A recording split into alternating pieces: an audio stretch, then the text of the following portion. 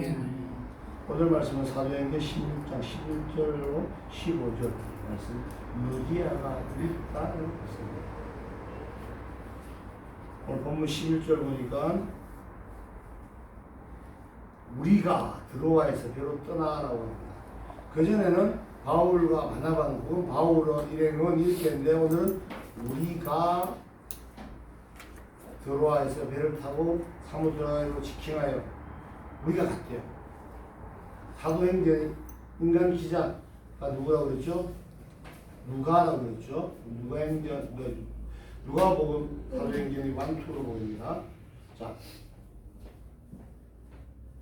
그래서 우리가라는 표현은 선교의 일행 중에 누가가 지금 있다는 얘기야.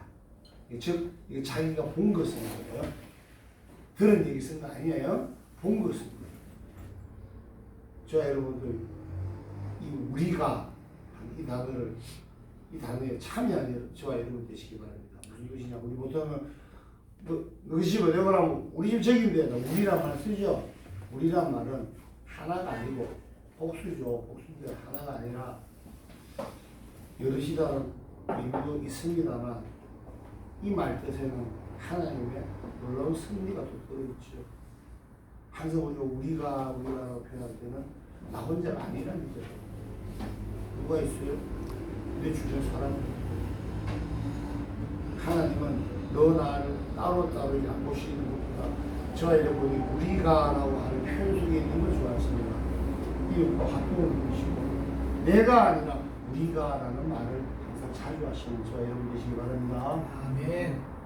나무가 하나만 있으면요 그냥 나무예요. 두 개 있어도 나무인데 나무가 여러 개 있으면 그걸 숲이라고 표현하죠. 그죠?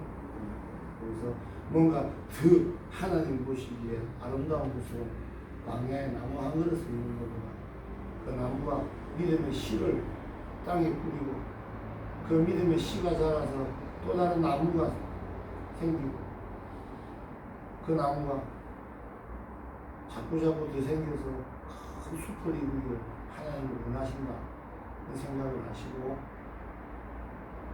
주변과 사람들과 화평을 이루시고 또한 믿음의 동역자들을 더욱 많이 만들어주시고 그리고 이 세상에 아직도 복음이 들려지지 않는 곳에서 복음의 목소리 자체가 바로 저와 여러분이 되시길 주님의 이름으로 축복합니다. 오늘 바울이 드디어 빌립보라고 하는데 갑니다. 빌립보 교회 빌립보서 아시죠 신약성님? 그 빌립보가 이 빌립보예요 지금. 빌립보에 지금 도착을 한 거예요. 필립이라는 단어는 필립이 우리말로 한글로 빌립이라고 표현하는데 필립은 말을 사랑하는 자라는 뜻인데 누구냐면 마케도니아의 대왕이 이제 유럽을 통일하고 인도까지 통일했던 알렉산드 왕이라고 얘기죠. 헬레니즘 시대 문화를 연 사람입니다. 아리스토텔레스의 제자이기도 하고요. 이 알렉산드가 맨 처음 그리스를 제패할 때 이 빌립보, 이 필립이라는 이 동네에서 출발합니다. 보통 이름들 보면 많이 짓잖아요, 그죠? 여러분 아시는 알렉산드리아라는 동네들 여러 군데 있죠? 그 알렉산드 대왕의 이름을 따서 한 거예요. 그 다음에 안디옥이라는 동네 있죠? 안디옥, 안티쿠스에서 로마 황제 이름을 딴 거예요. 옛날에 사람 이름 따고 이렇게 많이 합니다. 우리나라에도 사람 이름을 딴 전철역이 있어요. 아세요? 기차역이 있는데 어딜까요? 김유정. 그치. 소설가 김유정역이 저기 춘천 못 가서 있습니다. 남춘천 못 가서 김유정역이라는 데가 있습니다. 김유정이라는 사람은요 천재적인 소설가였는데 20대 때 죽어요. 뭐로 죽냐면 굶어 죽어요. 영양실조. 마지막 친구한테 보낸 편지에 그렇게 돼야 됩니다. 내가 닭 한 마리만 구워 먹었으면 내가 지금 살아날 것 같습니다.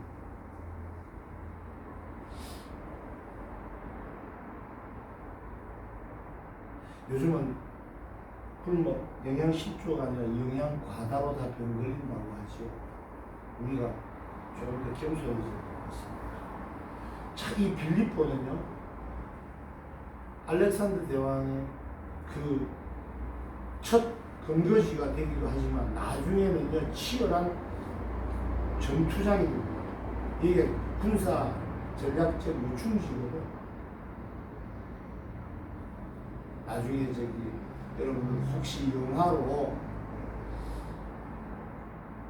시저 나오는 케사르 나오는 시저 나오는 영화나 안토니우스나 옥타비디우스 나오고 그다음 클레오파트라 나오는 영화 보면은 배들이 북쪽 아이들이 배를 몰고 때 여기서 다 몰고 와요. 이런 동네인데 이 동네가 유럽의 첫 방문지가 됩니다. 하나님 뜻이 있겠죠.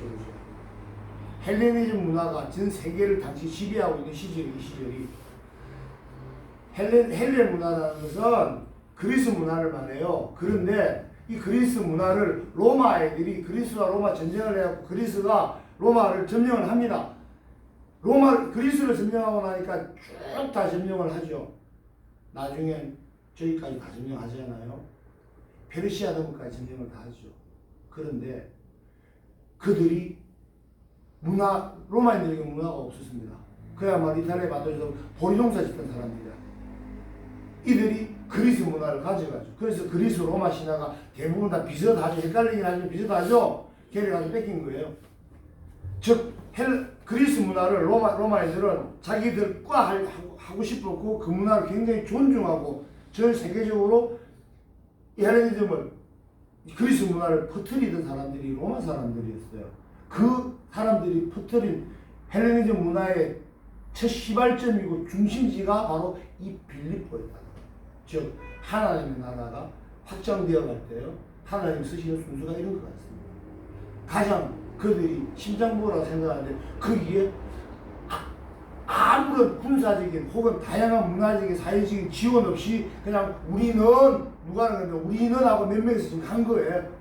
가서 전 세계 복음화에 초석을 갖는 유럽 선교의 시작을 알리는 곳이 바로 빌립보입니다.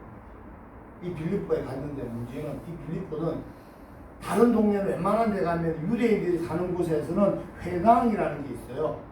유대인들 성인 남자 5명만 모이면 회당이라는 걸 만들어가지고 자체적으로 치리도 하고 성경도 있고 예배를 드리는 공간을 다 가지고 있었는데 이 빌립보에는 그게 없었다네요. 좀 애스러운 부분이기도 합니다.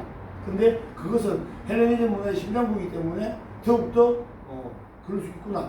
그런 곳에 준비되지 않는 곳에 지금 하나님은 이 바울이를 데리고 가셨습니다. 가셔서 어떤 놀라운 일이 일어날 거예요. 그 얘기를 한번 봅니다. 회당이 없어서 강가에 가서 기도를 했다라고 합니다. 그죠? 문 밖에 강가에 가서 기도를 했대요. 강가에서 기도하는 풍습은 옛날부터 있었습니다. 다니엘과 그 친구들 얘기 나오는 다니엘서 아시죠? 그게 보면 어디로 끌려갑니까? 바벨론으로 끌려갔습니다. 지금의 메소포타미아 하류 쪽에 있는 갈대아 우르 있는 즉 아브라함이 출발했던 그 동네가 그 동네입니다. 그 위에 바벨론 강가에서 시온이죠. 예루살렘은 시온이라고 변하죠. 거기를 부르면서 부른 노래가 옛날에 1980년대 초반에 팝송으로 나왔습니다. 들어봤습니까? 바바바밤 바빌론 그 노래가 이 노래예요. 바빌론 강가에서 뭐 한다고 기도하고 찬양하고 이렇게 하고 있다가 그 바빌론 강을 보면서 뭘 생각해? 예루살렘을 그리워하는 그 노래가 그 노래예요. 강가에서 기도하는 게 이 유대인들은 기도하는 풍습이었어요. 강가에서 기도를 하고 있는데 누군가를 만납니다. 여러분들 흐르는 바다 말고 흐르는 강물이 이라고 왔습니다. 한강 말고 한강을 보니까 물이 가는지 안 가는지 모르잖아요. 그런데 약간 막 포가 요 정도 되는 계곡 같은 데가 물 좀 많은 계곡이라고 보시면 돼요. 물이 하염없이 흘러내려가죠. 그거 가만히 보고 있으면 무슨 생각 안 드십니까? 여러 가지 생각 들죠, 그죠? 지금 어디로 가나 싶기도 하고 앞에 같은 그물이랑 뒤에 같은 이물이랑 같은 물인데 분명히 시간이 다르고 공간이 바뀌면서 이 물들은 같은 건가 다른 건가 이 생각하다 결국 누구를 생각합니까? 자기 자신을 생각하게 되죠. 나는 그 뭘까? 나는 어디로 내 인생이 어디로 흘러가는까 이 생각 많이 하지 않으십니까? 안 하시는구나. 계곡만 보면 시원하고 좋습니까? 물을 보면서 사람들은 흐르는 물을 보면서 우리는 시간이라는 걸 생각하고요. 시간이 갖고 있는 또 다른 의미, 생명이라는 걸 생각하게 됩니다.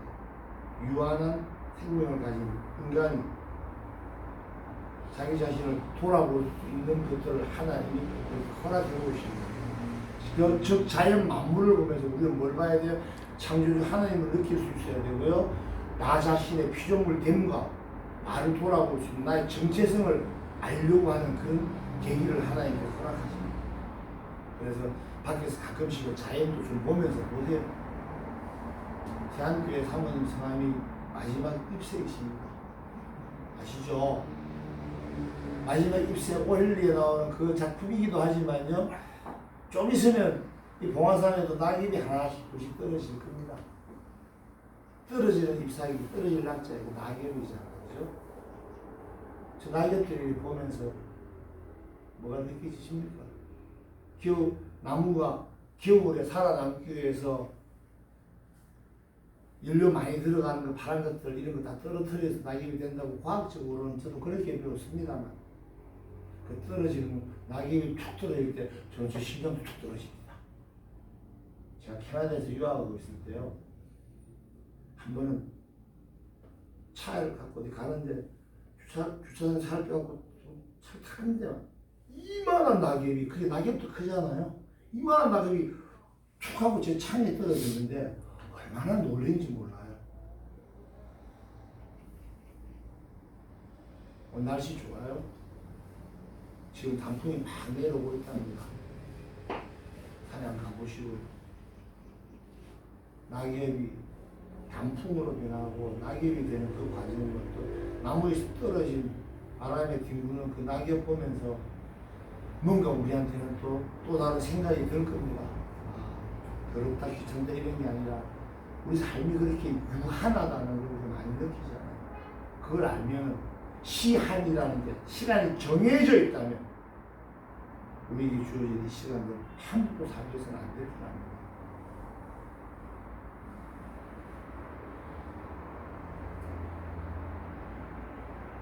지난번에 말씀드렸지만 오늘은 어제 죽은 그 어떤 사람이 그토록 바라던 내일이었습니다. 여러분에게 시간이 얼마밖에 안 주어져 있다는 것을 알 수만 있으면 우리는 이렇게 안 살 텐데 조금 더 열심히 살아야 됩니다. 열심히 하려고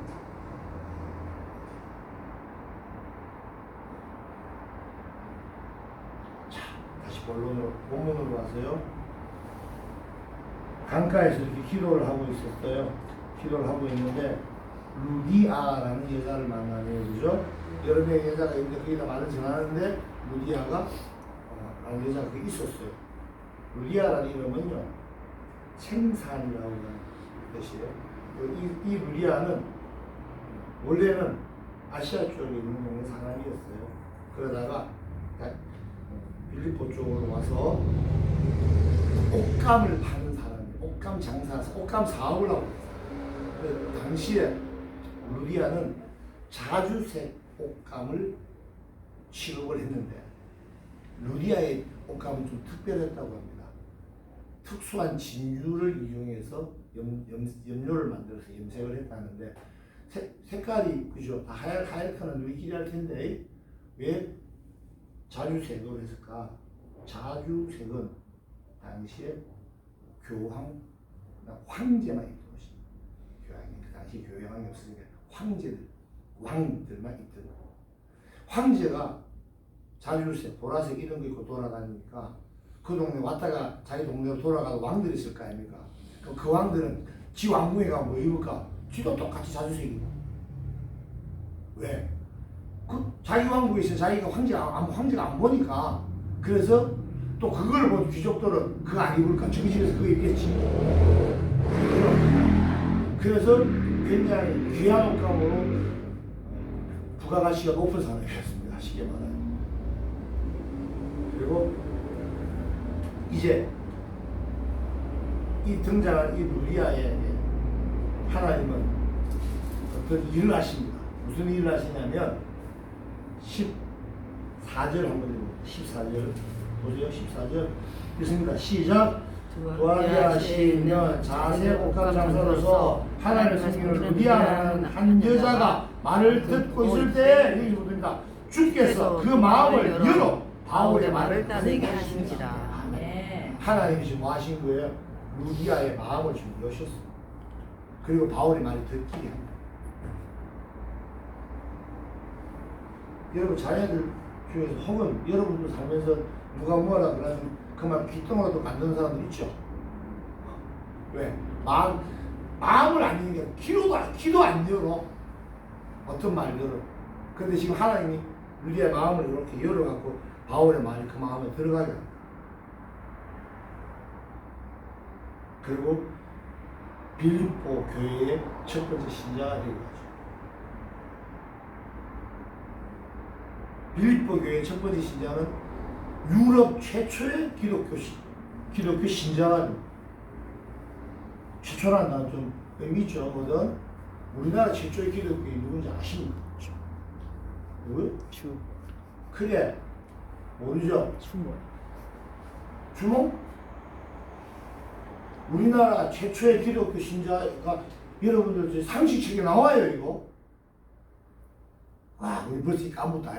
우리나라 최초의 기독교 신자를 우리가 지금 우리 기독교 수준 이거 이러면 안 되는데 알아야지. 한국 이름으로 박연입니다. 들어보셨죠? 생각나죠? 맞아. 이 사람 네덜란드 사람이에요.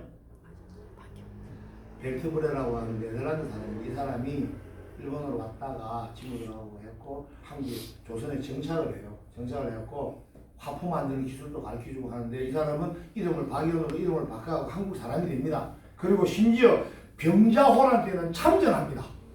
참전해서 친구는 죽고 지는 살아요. 이 박연이라는 사람이 우리나라 최초의 기독교인. 이 정도에서 말하는 거예요. 자, 그리고 보면 이렇게 14절 보에 아까 말씀드린 것처럼 마음을 열어주셨다. 인간이 마음을 연 게 아니냐. 루디아가 연 게 아니고 하나님이 루디아의 마음을 열어주는 것처럼 저와 여러분의 마음도 하나님께 열어주셔서 즉 하나님이 개입하셔서 하나님이 뭔가 하셔서 저와 여러분이 하나님을 믿게 됩니다. 하나님의 말씀을 아무리 전해줘도 안 듣는 사람들 또 있죠. 하나님이 개입 안 하셨습니다. 인간의 영혼을 변화시키기 위해서는 하나님이 일하셔야 됩니다.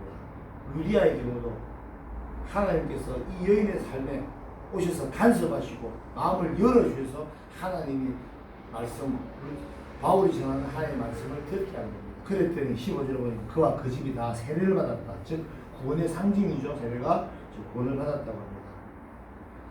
자, 한 사람으로 온 가족이 구원을 얻는 그리고 드디어 유럽의 선교가 시작되고 있는 모습을 참 아름답네요. 그런데 여기서 우리가 중점적으로 보면서 굉장히 어려운 얘기를 제가 오늘 좀 하려고 해요. 네. 교회도 잘 보고 다녀야 됩니다. 잘 안 보면 이상한 일들이 일어나는데 어떤 일인지 오늘 설명을 좀 드려볼게요. 아까 14절에서 보면 루디아의 마음을 하나님이 여셨다 그랬죠. 하나님의 계획과 간섭을 말하는 거예요. 이걸 예정론이라고 합니다. 지속적인 간섭을 통해서 하나님께서 하나님의 예정을 실현해 나가시는 거거든. 그죠? 즉 철저한 신본주의를 제가 말하고 있는데 요즘은요 인본주의적인 사상들이 있습니다. 사실은 이 인본주의적인 사상은요 요즘이 아니라 지금 현재 갑자기 생긴 게 아니라 감리교에서도 일부 이런 얘기를 하고 있고요. 신문에서도 하고 있습니다. 그리고 가톨릭에서도 하기도 하고. 그래서 여러분들이 교리를 정확하게 좀 알고 가실 필요가 있어서 오늘은 좀 어렵지만 말씀을 쉽게 드려볼 테니까 이해를 해보도록 합니다.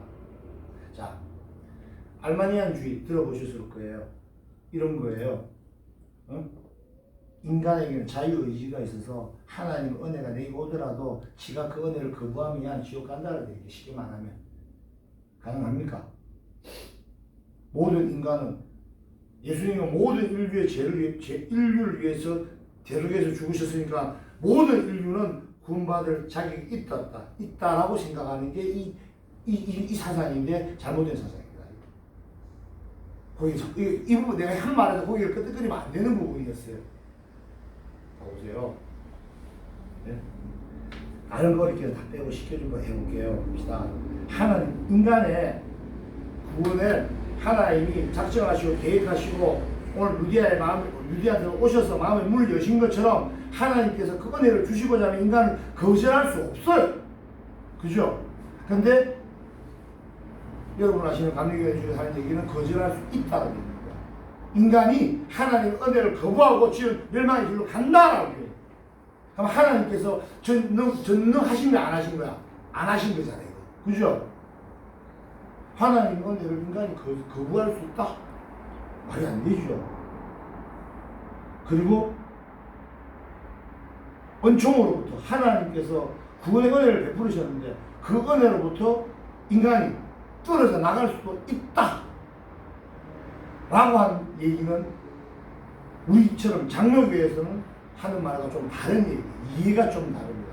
왜? 하나님은 그렇게 무능력한 분이 아니고 능력에 제한이 있지 않아요. 한번 택하신 백성은 끝까지 천국으로 인도하신다. 이게 맞습니다.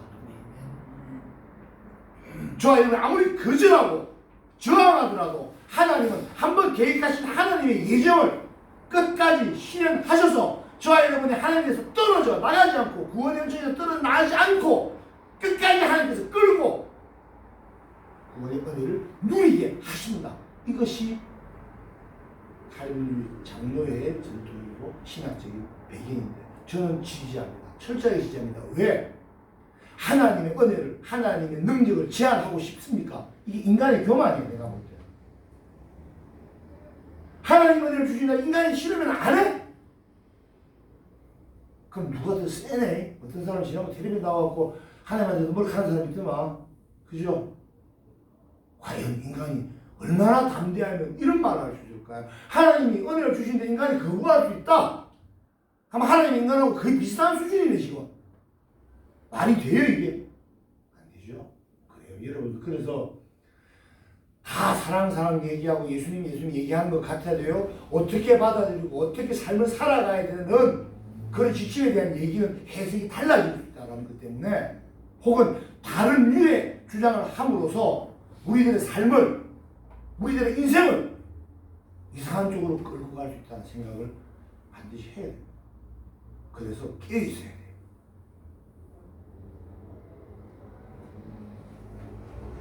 하나님은요 전적으로 타락해서 구원에 이룰 수 없는 무능력한 인간을 위해서요 조건 없이 저와 여러분이 어떤 능력이나 외모나 뭐가 있어서 택한 게 아니라 무조건적으로 하나님의 일방적인 은혜로 저와 여러분을 정하시고 택하시고 그리고 예수 그리스도를 믿는 예수는 그리스도를 고백하는 자들의 죄를 대신 죄값을 예수님으로부터 받으셨고요. 그리고 하나님께서 저와 여러분에게 내적인 부르심을 줬죠. 성령을 통해서. 그래서 택한 자들에게 은혜를 주실 때는 인간의 의사와 관계없이 나는 그 은혜 신뢰하고 도망갈 수 없는 불가항력적인 은혜를 베푸십니다. 그리고 하나님으로 택함을 받아 예수 그리스도의 피 뿌림으로 구속받고 성령에 의해 중생한 인간은 끝날까지 하나님께서 그 믿음을 지켜주신다는 사실을 믿으시기 바랍니다.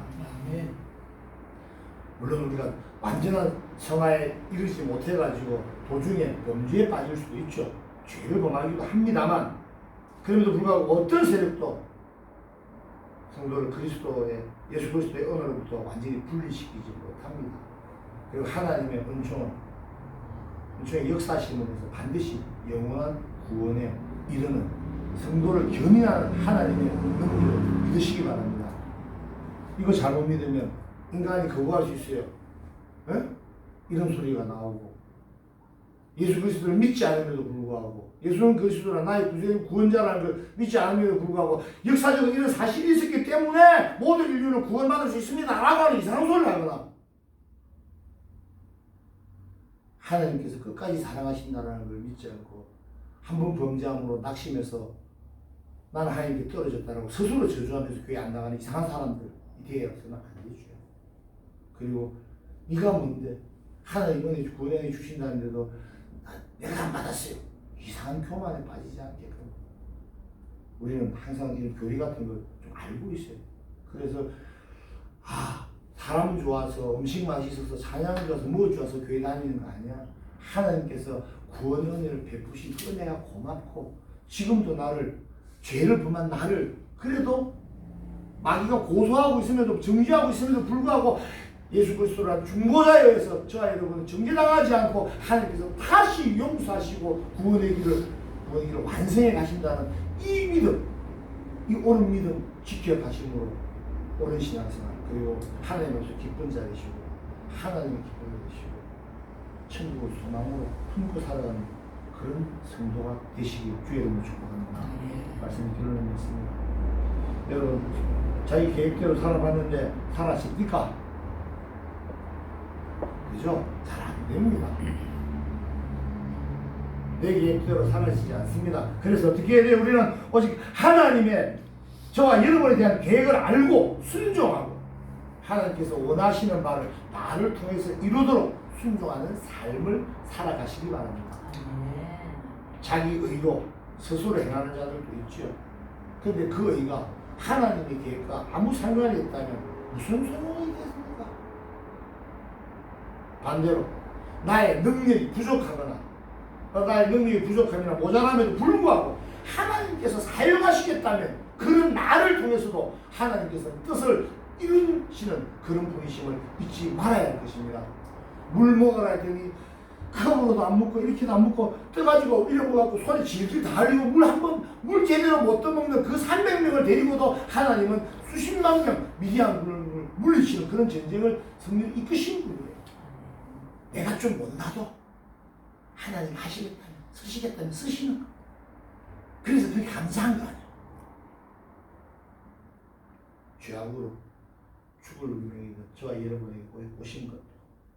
오셔서 저와 여러분을 감동감화시키시고 우리 주 예수 그리스도를 구주, 우리 메시아, 나의 구세주, 나의 그리스도로 영접하게 하신 것도 다 하나님의 계획과 간섭이 있어서 이루어진 결과인 것입니다.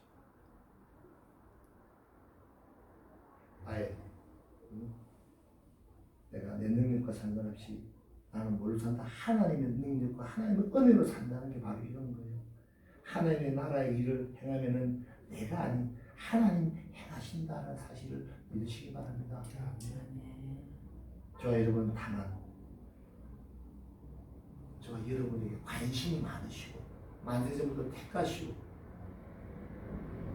저와 여러분 구원을 이끄시는 하나님께 겸손한 마음으로 순종하는 것으로 하나님의 사랑과 은혜에 보답하는 그런 삶을 살아야 할 것입니다. 깨달아야 돼요.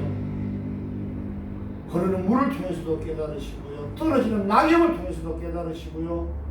그리고 나를 사랑하시는 하나님의 그 계획과 승리를 깨달으시고